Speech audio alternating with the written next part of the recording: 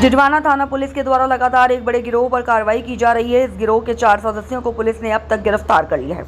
इन गिरोह के तार दुबई से पाकिस्तान तक जुड़े हुए हैं। दुबई में बैठा इनका आका इनको आदेश देता है। पाकिस्तान से अवैध हथियार, अवैध ड्रग्स आती है। भारत में अवैध ड्रग्स, अवैध हथियार यहाँ पर दुबई में बैठे आका के गुर्गे विभिन्न राज्यों में सप्लाई करते हैं, जिसको लेकर पुलिस ने बड़ी कार्रवाई को अंजाम दिया। जिडवाना थानाधिकारी राजेंद्र सिंह कमांडो उनकी टीम के द्वारा इस कार्रवाई को अंजाम दिया गया है। अवैध हथियार पुलिस ने पकड़े हैं। अवैध हथियार पाकिस्तान से आए हैं। इन अवैध हथियारों के साथ ड्रग्स की तस्करी भी ये तस्कर करते हैं। पहले ये तस्कर सोने की तस्करी किया करते थे और सोने में मार्जिन कम होने पर अब इन्होंने ड्रग्स, अवैध हथियारों का काम शुरू कर दिया है। अंदेशा ये भी लगाया जा सकता है कि ये अवैध हथियार आपसी सौहार्द खराब करने के उद्देश्य से भी काम में आ सकते थे।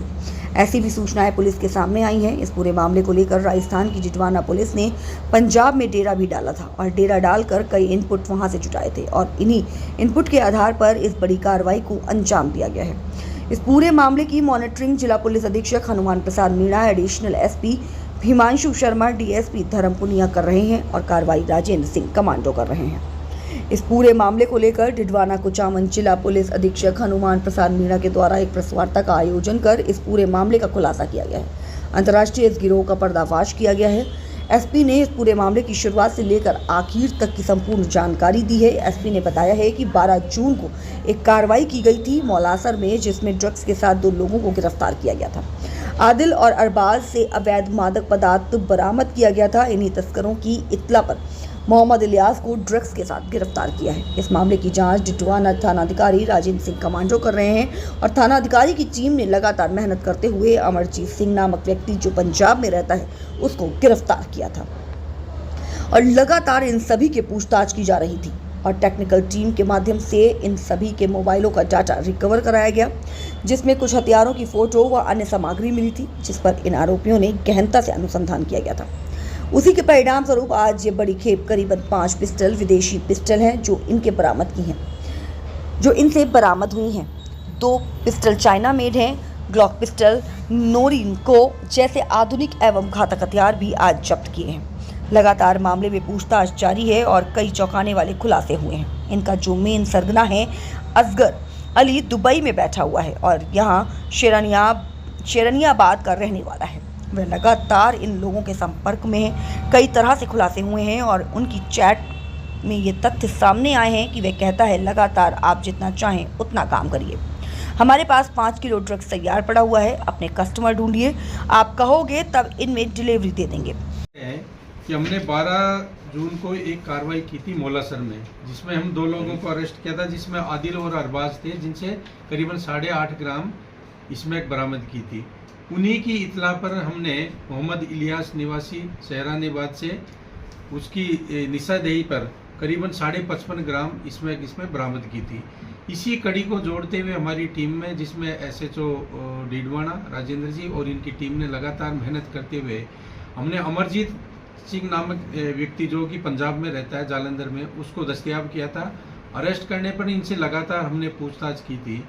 इनके मोबाइल का डाटा हमने रिकवर कराया टेक्निकल हैंड से, तो उसमें हम कुछ हथियारों की फोटो और चैट उसमें मिली थी। इसमें हमने इनसे गहनता से अनुसंधान किया और उसी के परिणाम स्वरूप आज हमने ये बड़ी खेप करीबन 5 पिस्टल, विदेशी पिस्टल है जो इनसे बरामद किए, जिसमें 2 पिस्टल चाइना मेड है।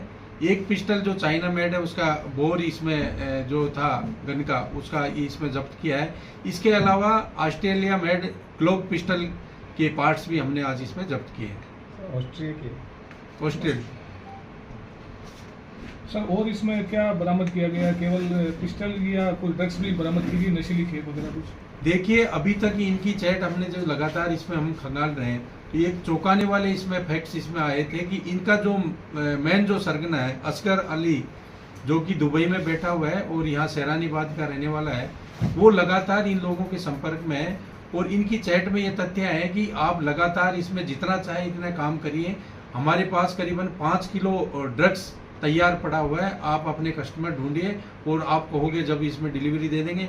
इनकी उस ड्रग्स को लेकर कई पेमेंट भी हुए हैं विदेशी और यूएसडीटी के माध्यम से भी इसमें पेमेंट किया गया है। हमारे देश में इनके नेटवर्क की बात करें तो क्या जानकारियाँ सामने आई है, कहाँ के बारे में जानकारी अब तक मिल पाई है? अभी तक का जो इनसे इंटरोगेशन हुआ, जो हमें डिटेल इससे मिली है, इनका जो सरगना है असगर अली, जो कि दुबई में बैठा है, उसके कॉन्टैक्ट्स है पाकिस्तान में।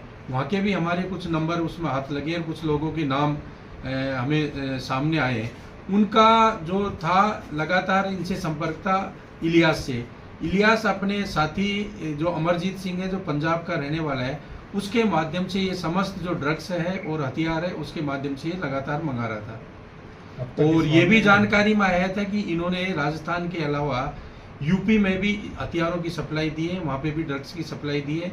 कुछ नाम हमारे सामने आए जिनका अभी हम खुलासा नहीं करना चाहते हैं, उस पर भी हम लगातार काम करेंगे। अब तक कितनी गिरफ्तारियां इस मामले में हुई है और किस तरह से कम्युनिकेट होता था नेटवर्क, क्या क्या तकनीकी ये काम में ले रहे थे रिसोर्सेज? देखिए, अब तक हमने 4 लोगों को इसमें टोटल गिरफ्तार किया है, जिसमें इनिशियली तो जो मौलासर में जो मुकदमा दर्ज हुआ था उसमें बरामदगी हुई थी। उनके अलावा हमने 2 महत्वपूर्ण जो इसमें कड़ी है, मोहम्मद इलियास और अमरजीत सिंह, ये इसमें महत्वपूर्ण कड़ी है। इन्हीं के आधार पर हम लगातार आगे इंटरोगेशन कर रहे हैं। सर, इन हथियारों के माध्यम से इन्होंने कोई किसी क्राइम को अंजाम दिया, ऐसी कोई जानकारी सामने आई? देखिए, ये हथियारों की कैप इनके पास में करीबन 2-2.5 महीने पहले आ चुकी थी। अमरजीत सिंह ने इलियास को लाके हथियार यहाँ पे दिए थे बेचने के लिए, लेकिन इलियास को कोई ग्राहक नहीं मिलने से एक दफे इन्होंने पुनः हथियार को वापस से पंजाब इसमें अमरजीत सिंह के पास में भिजवा दिया था। फिर इन्होंने अभी जब ये इसमें की खेप पकड़ी थी, इसी के साथ ये हथियारों को वहाँ से वापस लेके आए हैं। और इन्होंने अपने जो इनका रिलेटिव का होटल है उसके पीछे जो प्लॉट है इनका, उसमें एक पॉलीथीन की उसमें बैग में छिपा के रखे थे। और ये लगातार इसकी कोशिश कर रहे थे कि जल्दी इस हथियारों को किसी न किसी को बेचने की फिराक में थे। पूर्व में भी क्या इस तरह की इनके बेचने की कोई जानकारी मिली है? इस बारे में हम लगातार इंटरोगेशन कर रहे हैं, जो भी जानकारी होगी हम आपको शेयर करेंगे।